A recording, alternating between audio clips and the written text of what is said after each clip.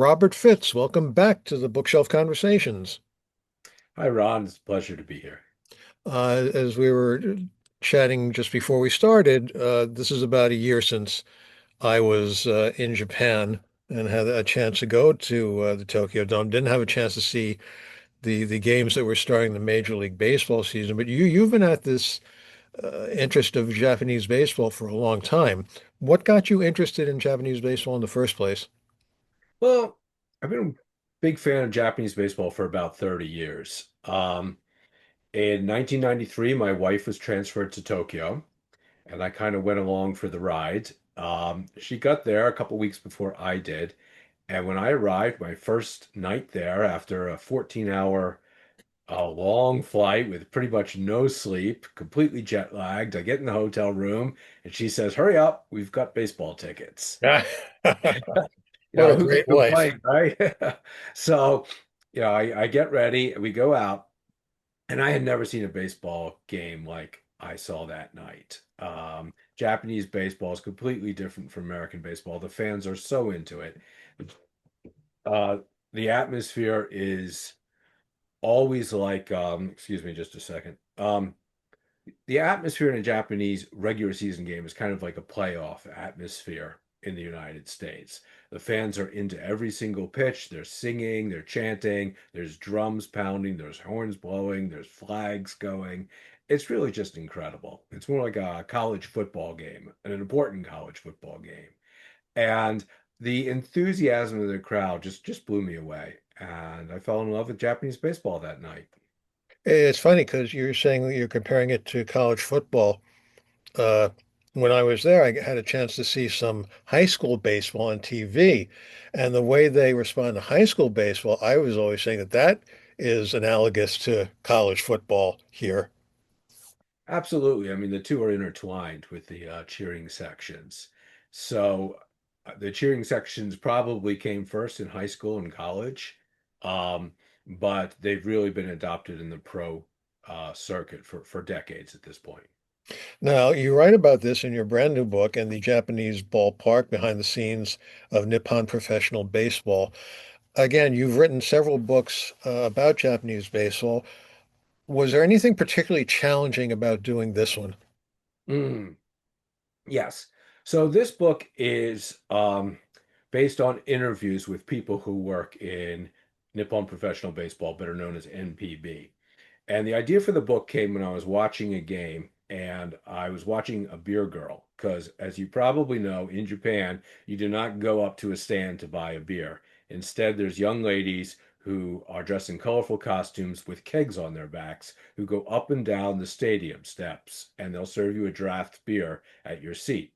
So I ordered a beer, and throughout this game, I'm noticing that this young woman is running up, every kind of jogging up and down these steps over and over again. And how incredibly tiring this job must be. And I realized that I didn't know much about what happens behind the scenes in Japanese baseball. How do you put on a game? What are all the elements that are different from an American stadium? So I then had to reach out to people to interview, to ask the questions about, what's your job like and how does it differ from an American job? So the struggles of this book were finding those people and then interviewing them because there's a language barrier. I don't speak Japanese well enough to do an interview. Um, so I started out with friends of friends and talking to people who have jobs that interest me, such as people in the front office, um, a few former players, former manager, people who I could get in contact with pretty easily. And then I had to find people like in the marketing departments. I had to find a cheerleader, a beer girl, an umpire, and that was more difficult. So I did web searches looking for people in the different organizations. I tried to find Japanese who spoke English at least well enough to make an introduction to, and some of them actually gave the interview in English. Um, but with most of my Japanese interviewees, we did the interviews in Japanese through an interpreter on Zoom, so I could have a face-to-face interview with them, and we can talk to each other. But there was a third person interpreting for us at the same time. I'm curious, that third person, were they in Japan or were they with you? Um, Trevor Rachura actually lives in Japan. He is a um, English professor at one of the universities in Osaka. He is a big baseball fan, has written about Japanese baseball. So he knows Japanese baseball inside and out, probably better than I do even. And he did the interpretation for me for almost every interview. So among the chapters I found most interesting were the interview with the beer girl, who explains. I can't even imagine how that would work in in the United States.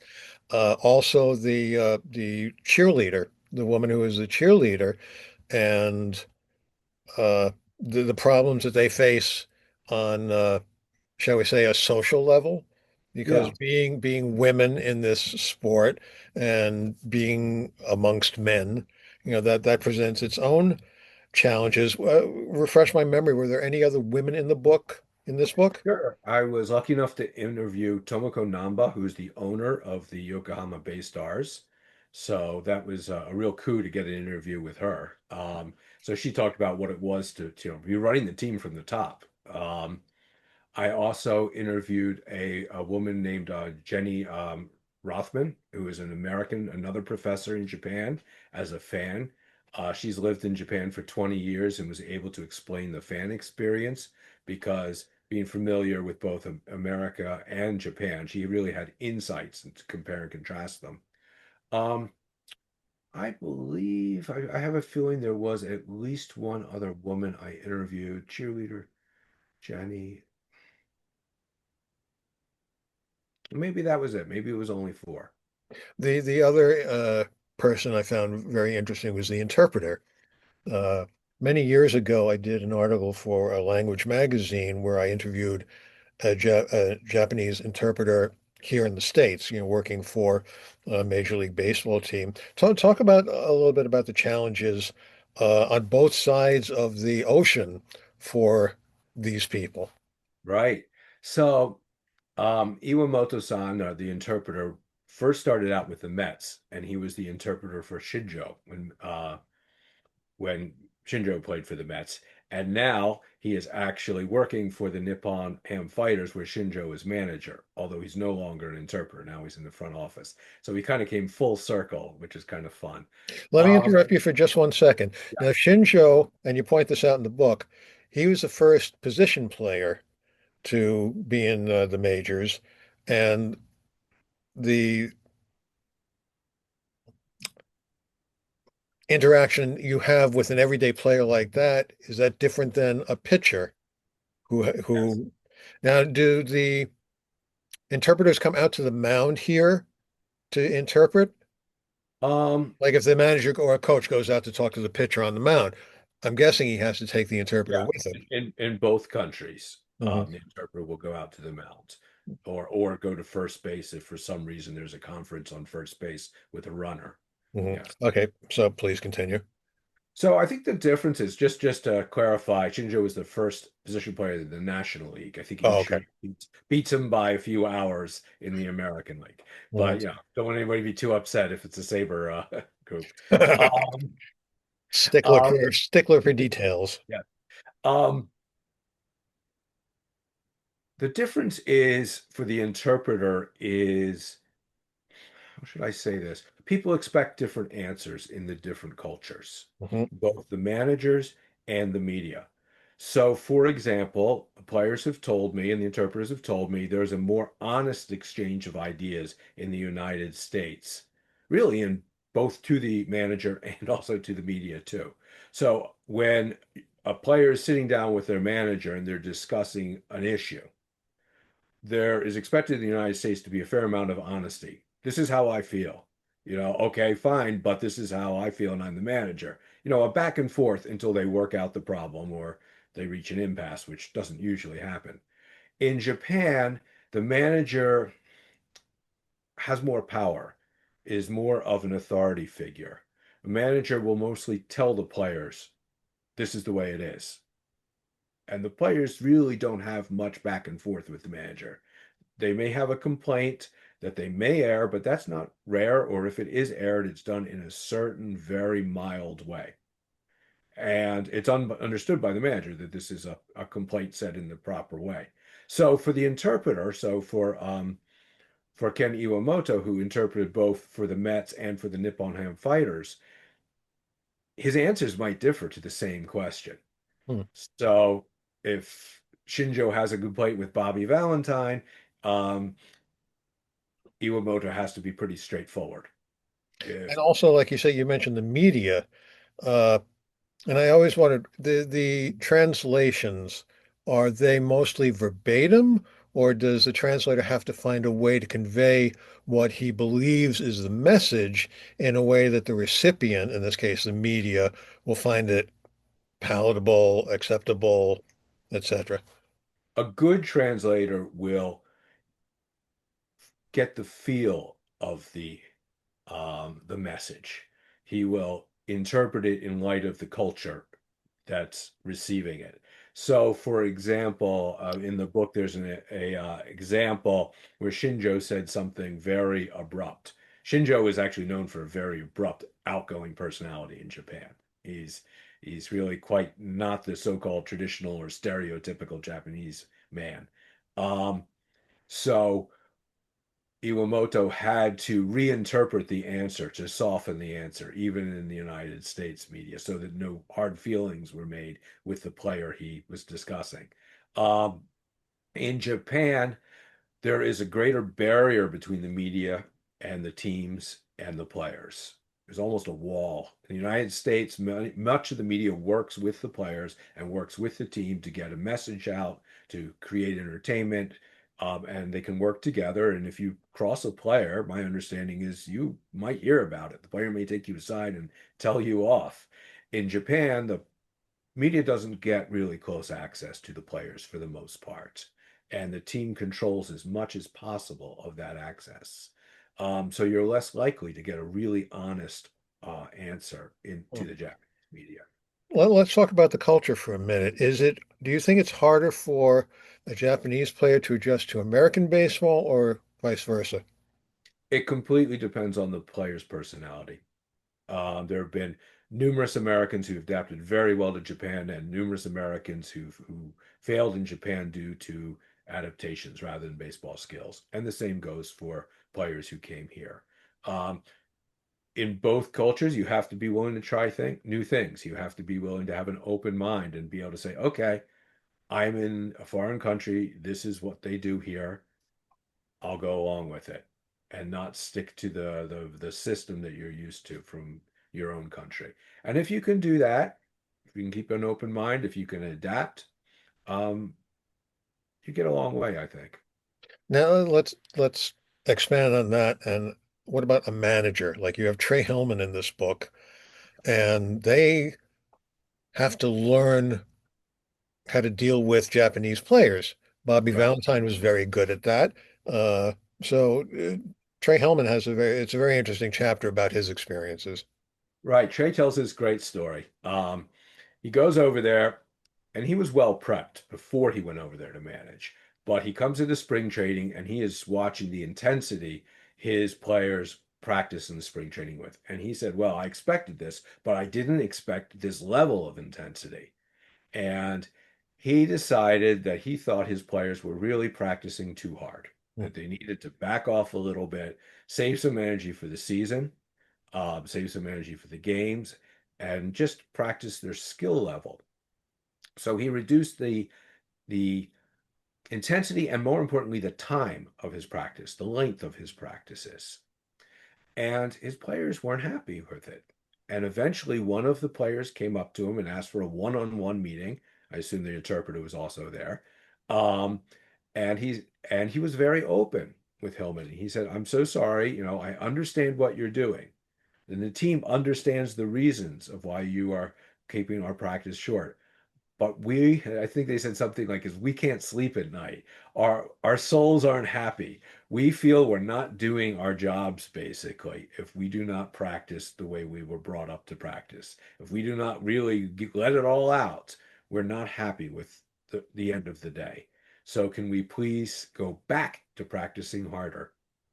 And Hillman, smart man, willing to compromise, listened and said, "All right, if that's what the team wants, let's go back to your way of practicing." And then what he tried to do was just manage it a little bit better, a little bit more subtly. Did you find any problems with the differences? Problems is not really a great word, but the differences between the way the teams are run. In Japan, it's more of a corporate, they're run by corporate entities rather than individual ball clubs who are owned by multi-billionaires or whatnot. Talk a little bit about that. Sure. So all the Japanese teams, except for one, are owned and run by big corporations that sell another product. The teams, for example, Yomiuri newspaper runs a media company. Yakult Swallows runs a yogurt drink and other beverage companies. Nippon Ham Fighters, they sell ham and other meat products. Um, so decades ago, the baseball teams were bought as really much advertising for their main products, for the main company. And it didn't matter whether the team made a profit or not. Matter of fact, there was a statute, I think it's statute or decree, I'm not sure what the right legal term for it, passed in 1953 or 54 that said the Japanese companies may deduct all the losses of their baseball teams as advertising expenses. So once that was put in, um, many of the teams were quite happy with the loss as long as they got their message out about their product. Now, over time, that has changed. The Hanshin Tigers, the Yomiuri Giants have been making profits for a long time. And now, many, if not most of the other teams are also trying to make profits. Sports has grown a great deal, of course, in both countries. And the larger corporations realize that their baseball team can make a profit as well as being good advertising. So that's changing the way the team kind of looks at marketing, the way it looks at player development, and the way it looks at the acquisition of foreign players. Um, for example, um, let me see. One of the things when I interviewed Tokyo Namba, the owner of the Yokohama Bay Stars, she founded, and then runs a software company, and or a, and she thought that the same business model should apply to the Yokohama Bay Stars as it applies to a bigger company. So she went out, and the Bay Stars were playing in a municipal stadium where all the proceeds from the beverages and the food, the concessions, went to the city of Yokohama. So the Bay Stars decided that they needed to acquire the stadium. And once they did, they were able to keep the profits from concessions, which allowed them to make a profit, which allowed them to put more money back into player development, which made the team, of course, better and better, allowed them to sell more tickets, allowed them to do more marketing, and bring in more money. It's the same in the United States. I mean, once the Phillies decided to spend money, they started winning and started bringing in a lot more money. So the Japanese teams, not all of them, but most of them are now working under that model. Is there, well, what's a turnaround like when it comes to ownership in Japan? It seems that there isn't as much as there would be in the United States. There's very little.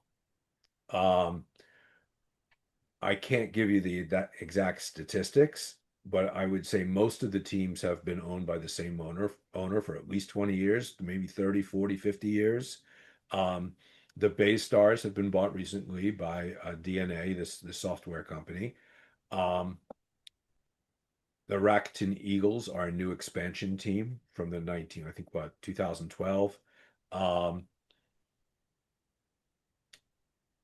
and I'm trying to think of any new ownership since then, and I can't think of any.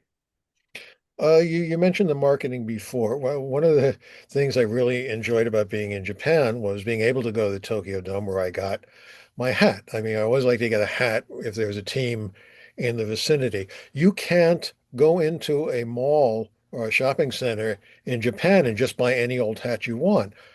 Everything is very specific to the team. So talk about that, please. That's right. Well, there's two reasons for that. Let's talk first about the cultural reasons, and then we'll talk about the marketing reasons. And I'm sure they're intertwined. But culturally, baseball gear is not a fashion statement or symbol in Japan. You do not see people walking around Tokyo wearing, unless they're kids, wearing Tokyo Giants gear. You wear gear to go to a game. So on game day, you'll see people wearing the local team's gear, usually when they're going to the ballpark. But on a non-game day, you just won't see it. You'll occasionally see college kids wearing U.S. teams. You'll see that, but you won't see, for the most part, you don't see adults wearing baseball caps um, during the day. Sometimes, I saw a fair amount of people wearing Dodger hats right. when I was over there, which is perfectly understandable. You'll see the Dodgers hats, you'll see the Yankees hats, but I bet you they were all young people. I bet you they were dressed in kind of an American style. Because yeah, you see, so that's a style over there. People dress, just as they do here. There are different styles, and one style over there for younger people is the American style. So Mhm. you'll see a t-shirt with writing on it. You'll see jeans. You'll see a baseball cap, and that's just a style some people dress at. It's not very widespread. Um, so one of the reasons you don't find gear all over, like in a shopping mall, is people are wearing them to be fans at a game. So therefore, you buy them at the game. You'll find there are some stores that will carry the local team stuff so that you can have it ready for the next game. But they're rare, and there is no shop that I'm aware of where that has a good selection of all the teams. Were there any particular sub-professions in the game that you wanted to find someone to talk about and you couldn't? Oh, that's a good question.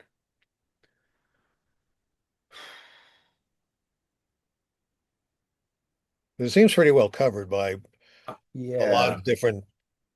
I'm going to say no to your exact question. What I did is I ran out of room. I was allowed 100,000 words, Mhm. and I interviewed about 31, 32 people, and I had a list of I would say five more people or professions that I kind of wanted to get to. Um, but my editor said, no, you're already over budget in terms of words. Cut a few chapters and slim some of the chapters you have so you're under 100,000. So I had to stop before I interviewed, say, a groundskeeper. I didn't get to interview a labor leader from or a labor negotiator from either the player rep or from the league. Um, I did get to interview the president of the Japan Hall of Fame, but that chapter had to be dropped because I was already over my word limit. So there were a few things. I wanted to interview a concession seller other than the beer girl, but once again, I was over the limit. So that must be difficult for a writer because this is your baby and you want all this information in there. So the decision of who to cut totally and what to cut from the individual and still have it make the points that you want to make, that must be very difficult. It is. I've done, this is my 10th or 11th book, depending on how you count them. And I've worked with University of Nebraska Press, I think, for five. So I have a good relationship with them and I kind of trust them. Um, the editors know what they're doing and they'll tell you, all right, this chapter's dragging. Um, and you want somebody who pick up the book in a bookstore, look at it and say, oh, I'll take this home. And you want somebody who's bought it online to start reading it and finish the book. So, brevity is really important. So try not just to have stuff in there just to pad or because it might be kind of interesting. Try to really get to the meat of each interview. So I interviewed people for an hour to 2 hours each, and they come down to about 3,000 some words per interview. So It might start out with 15,000, 20,000 words, and we cut until we get to the points we really want to touch on. And that's an important point. You are lucky enough to have a consistent publisher in University of Nebraska, and they certainly know their stuff. And uh, I find that some publishers who aren't used to doing this kind of subject, UNP is known for putting out good books about baseball, whereas some others, just might be a one-off, and they might not have the personnel who can look at something and say, this is more important than this. I do find that a bit problematic when I'm reading something and find mistakes or overages, so they could have done without this. But it sounds like you've been pretty happy and lucky with who you've been working with. I have. I've been very lucky. I mean, I think my first book, the Wally Yonemine biography, was 150,000 words, the first draft. Yikes. And sat down. Yeah, yikes is right, right? Rob Taylor just got like halfway through and he called me up and said, I'm going to mark up the first three chapters in detail. And then I want you to go through the rest of the book and follow suit. Mhm, And so I came back and I had a couple months to do that. And it really taught me a lot. There were some great stories that got cut, but Rob thought that they were a little bit tangential, and so it would slow down the narrative arc of the story because that's really for a biography, for a narrative, which this new book is not, but for the other ones, you need that narrative arc. So anything that gets in the way of the climax and then the conclusion really should be slimmed down. mhm. Having written all these books on Japanese baseball, do you find you want to do something else baseball wise? I've thought about doing kind of a 19th century or dead ball. My previous career was as an archaeologist, focusing on colonial and 19th century America. So I actually have a fairly good background in Victorian American studies. And so I've thought about that, but I really love Japanese baseball. Hmm. And so every time I think about, well, is it time for a change? I get another idea of a topic in Japanese baseball I want to explore. And that's how I find my topics. I don't sit down and say, oh, what will sell or anything like that. I'm doing my general reading and I find something that's like, wow, that's really cool. I don't know much about that. Let's go investigate that. And sometimes the study lasts a week and I say, okay, well, that's all there is to know about it, or that's not very interesting. I'm done. And sometimes it opens up more questions and interesting topics. And I say, okay, I'm going to go explore this and I'm going to make this into a book if it works. So how difficult is that if you find something interesting in Japanese baseball, as you say, you're not fluent in Japanese, how hard is it to find the information in any language? Sure. So there's certain topics I can't really write about. Um, if I wanted to write, say, well, here's a book that I've been thinking about writing that I cannot. So there's two very great players in Japan, Sadahara O, the all-time home run king, and his teammate Shigeo Nagashima. Up until Ichiro and Otani, they were considered the greatest players in Japanese baseball history. They were teammates and they led the Tokyo Yomiuri Giants to five straight Japan Series titles. I'm sorry, I just said five, nine straight. Wow. Yeah, wow. And so I would like to explore their relationship together. It's been talked about in English previously, but I'd like to explore that further. I can't. There's tons written about that in Japanese, but I can't basically afford the translator. I can't afford the time to scan it all into Chat GPT, which I'm just beginning to play with, which but does do translation. It's just beyond the scope of writing a book. Um, so I have to find topics that I'm passionate about that I can also explore. So it usually involves having Americans, such as Wally Yonemine, the first American to play in Japanese baseball after World War II, or the Babe Ruth tour of Japan, or Mashi Murakami, who came to the United States. All those books has such a strong English element that I could do 75% of the research in English, and then I have 25% only where I go to Japan, I copy sources, I hire a translator or an interpreter, and I go through the Japanese sources to get the different perspective, the Japanese perspective on the topic. Now, you just brought up something else that's different than from when you first started writing. Now you have a resource like ChatGPT. Do you find that useful? Is it overstated what it can do? How do you work with that? Do you work with that often? No, I don't yet. I'm just beginning to play with it. I've started using it now for translation of emails, which is great because if I have to send a quick email, such as, "Hey, the book's out. Would you like to have a copy? Where can I send it?" Um, I would used to have to write that and then get somebody, a friend, to translate it for me. Now it takes me seconds and I can send it both in English and in Japanese so they can kind of see both to make sure it came out right. Mhm. So that has been a real time saver. What I need to do next is start experimenting with downloading Japanese text from books or newspapers into it so I can use that. And I haven't started doing that yet. And finally, I can't leave this without asking, how spot on or not spot on was the movie Mr. Baseball? Everybody asked that question.